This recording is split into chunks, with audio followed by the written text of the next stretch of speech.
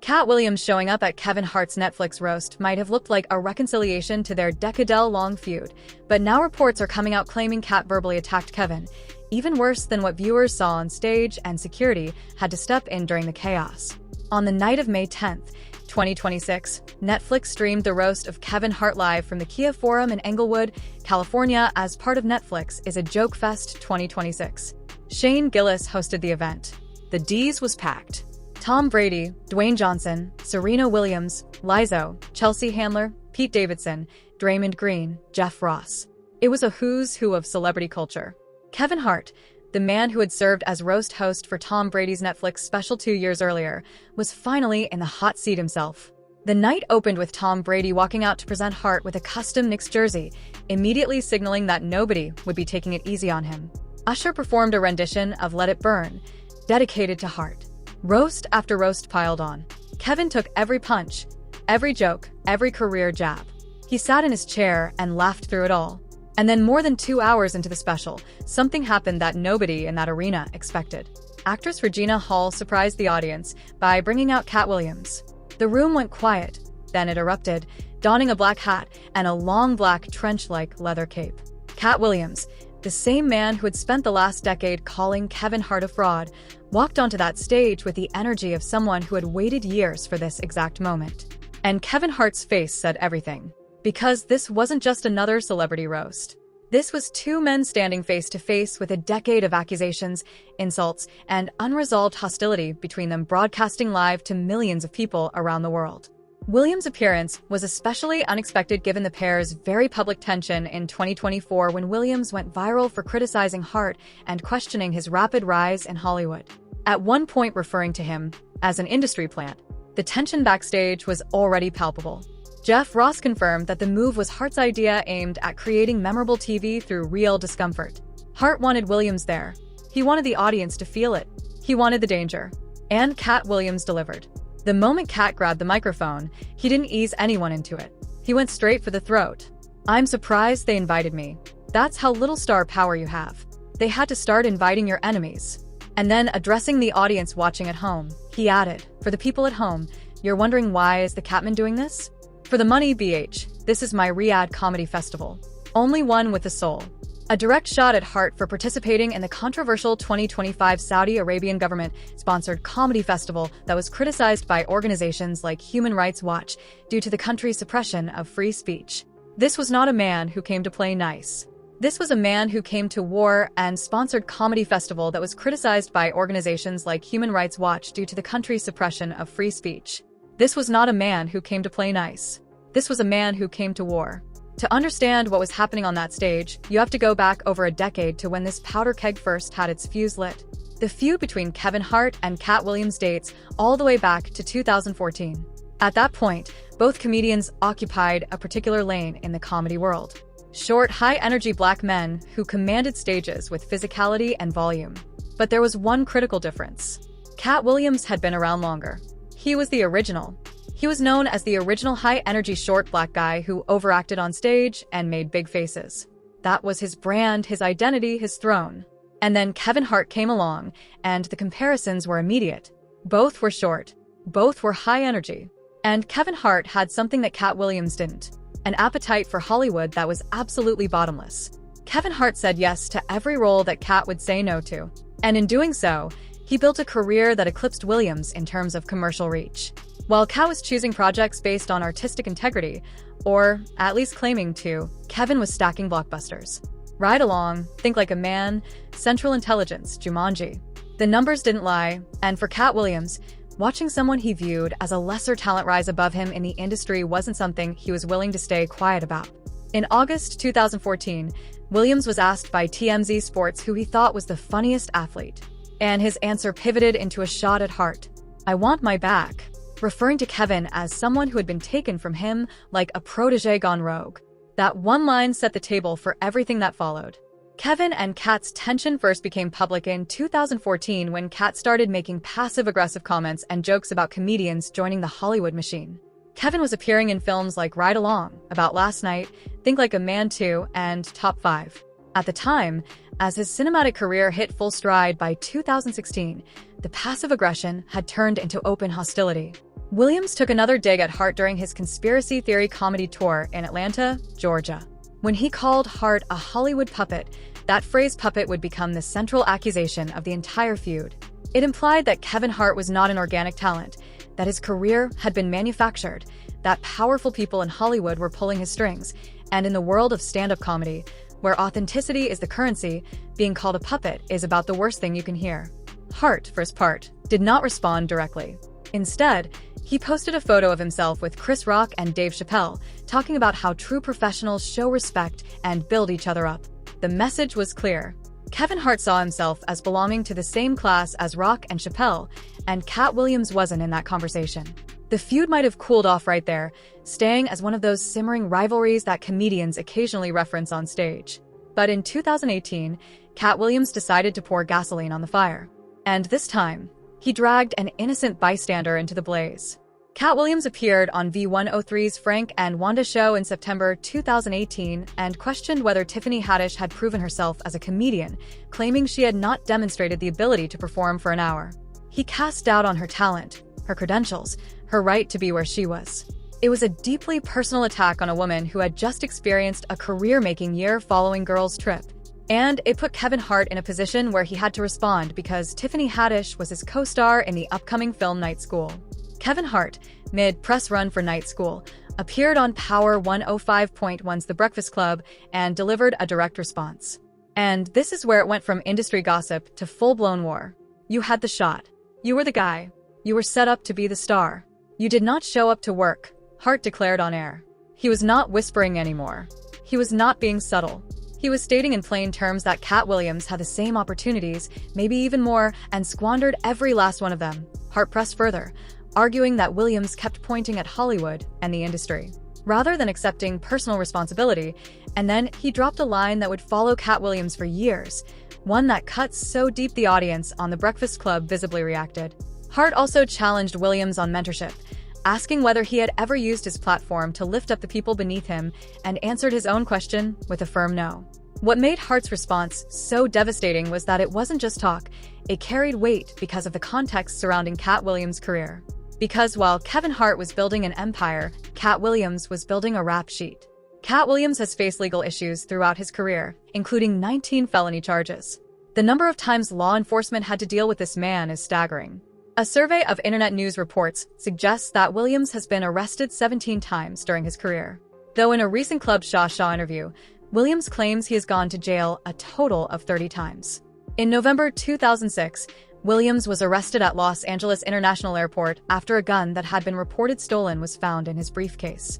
In 2010, he was accused of stealing $3,500 worth of coins and jewelry while working on a film set.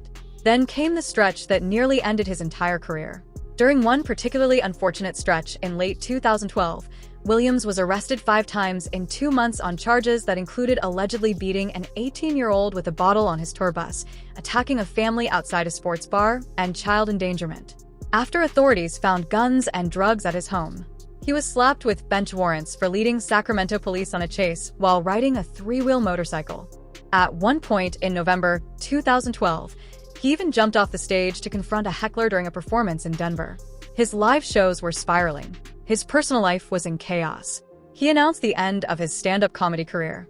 However, 3 days later, he announced he would not retire. It was a revolving door of destruction and denial. And for Kevin Hart, all of this served as ammunition. The argument was brutally simple.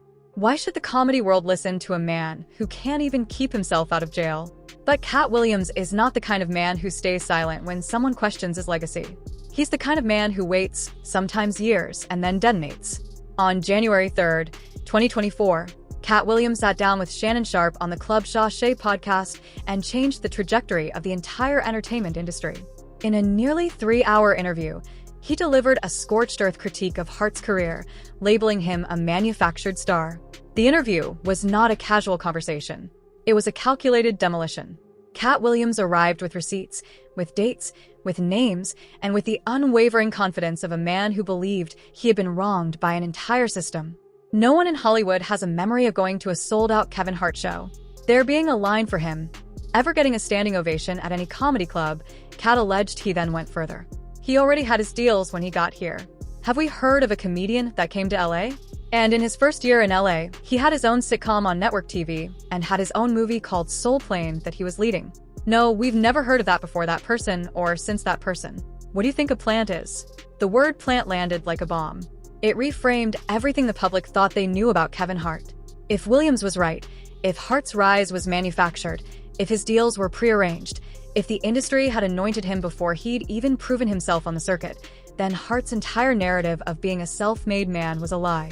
And in the court of public opinion, that's a death sentence. The interview now has over 40 million views. Williams also claimed that for 5 years, every film Hart made had previously been offered to him, and he had passed each one for content reasons. He discussed the Illuminati Diddy parties, his choice to fund his own projects, joke theft by other comedians, and more. It was a panoramic takedown of the comedy establishment, and Kevin Hart was standing dead center in the crosshairs. Hart's response was measured and telling. Hart's reply to Fox 5 was 7 words. "You don't entertain the circus, you watch it."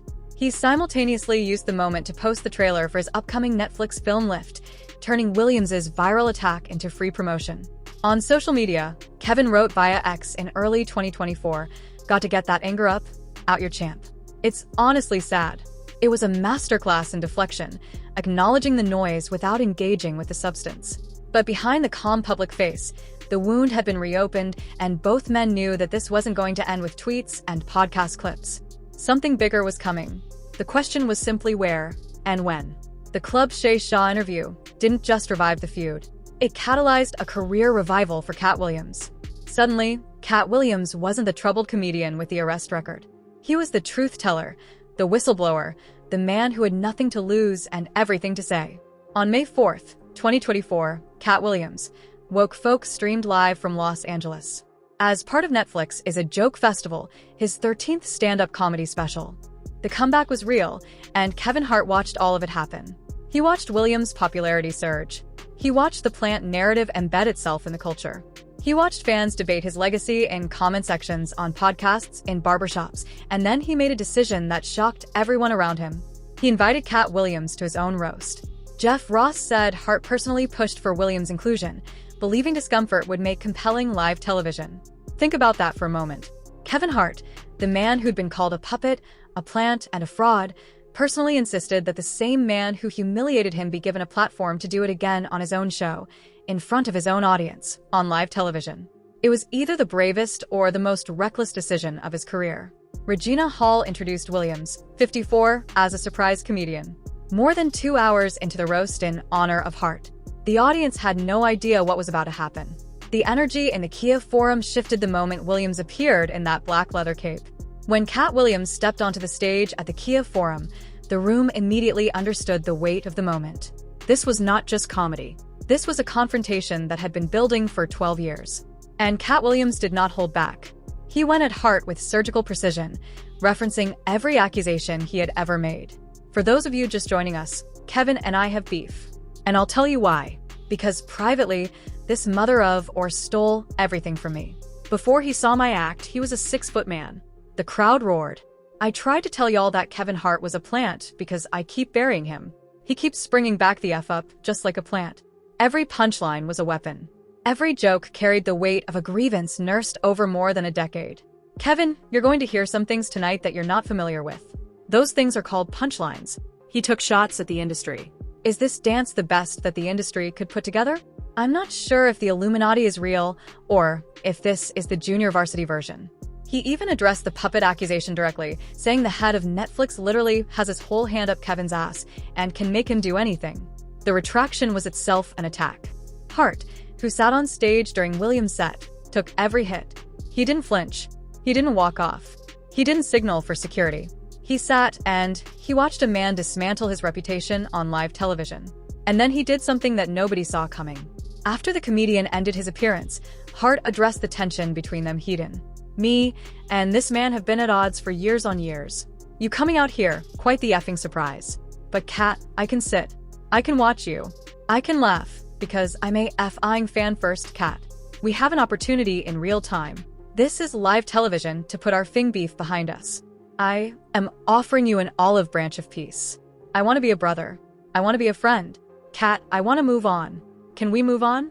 And then he asked the question, the one that silenced the entire arena.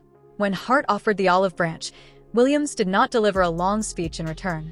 Instead, he accepted the handshake and hugged silently, letting the physical gesture confirm the end of the hostilities before leaving the stage. Some saw it as genuine peace. Others saw it as a strategic retreat. One commentator noted, he just very quickly was like, you know what? I'm going to shake your hand, but I have not been paid to be here any more than I was. And he just walks off the stage. He didn't even acknowledge what Kevin was saying. And yet, Hart pressed forward. During his own closing set, he went right back at Williams with the same comedic fire. Katt said tonight that I took all his movies that he turned down. All right, let's unpack it. Katt, you're telling me you turned down Jumanji 1, 23 Ride Along 1, 2, Central Intelligence, Think Like a Man, 2, The Upside, About Last Night, Me Time, Borderlands, Man from Toronto. So you could do a cameo in Orbit. What the FK are you telling me? Katt, you can't be in my effing movies. You think they want a fing pimp in Jumanji? The crowd erupted. It was the closing argument, and then Hart sealed it. It's not good for all these white people to see two black people fighting. We're too small to have the beef that we had. So, Katt, it's over. The beef is over between me and Katt. And on a serious note, I love the fact that that man showed up tonight. He showed out. So, is the beef really over? Here's the thing about this moment. It was undeniably one of the most significant events in modern comedy history. Social media exploded immediately following the broadcast. Fans noted the irony that a roast, a show designed for insults, became the venue for healing.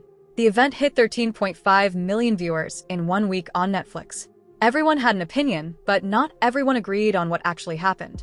Some saw it as a genuine reconciliation. Two men tired of fighting, choosing peace on the biggest stage imaginable. Kevin Hart's olive branch was sincere. The handshake was real. The hug was real. The beef, they say, is genuinely finished. But others aren't so sure. One commentator observed, I don't look at this and go, those people have squashed it and they will never sort of be beefing ever again, because there were signs even in the moment of supposed peace that not everything was as clean as it appeared. Williams' set was described as just mean.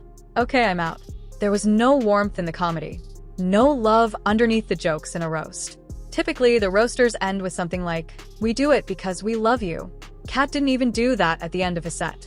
It was just brutal comedy, a handshake, and an exit.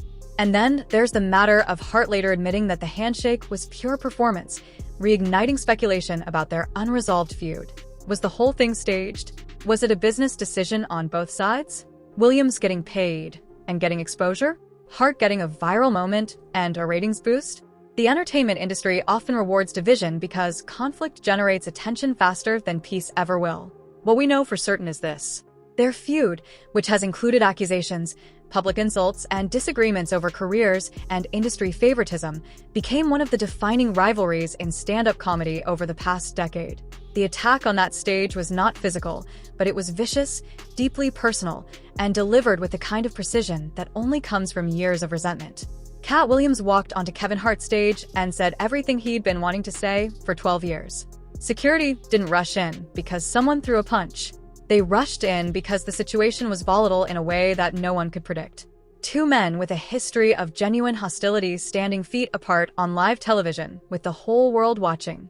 Hart later revealed on Carmelo Anani's 7 o'clock p.m. in Brooklyn podcast that the two had privately spoken and started moving toward a better place before the roast even happened. So perhaps the seeds of reconciliation were planted before that stage was ever set.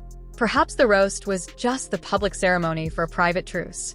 Or perhaps, as the skeptics believe, this was just another chapter in a feud that has no real ending, only intermissions. Either way, when Katt Williams walked onto that stage on May 10th, 2026, he didn't just roast Kevin Hart. He forced the entire comedy world to reckon with a decade of buried grievances, unanswered accusations, and a rivalry that exposed everything uncomfortable about how the entertainment industry creates, promotes, and protects its stars. And whether the beef is truly over or not, one thing is undeniable. That night at the Kia Forum will be talked about for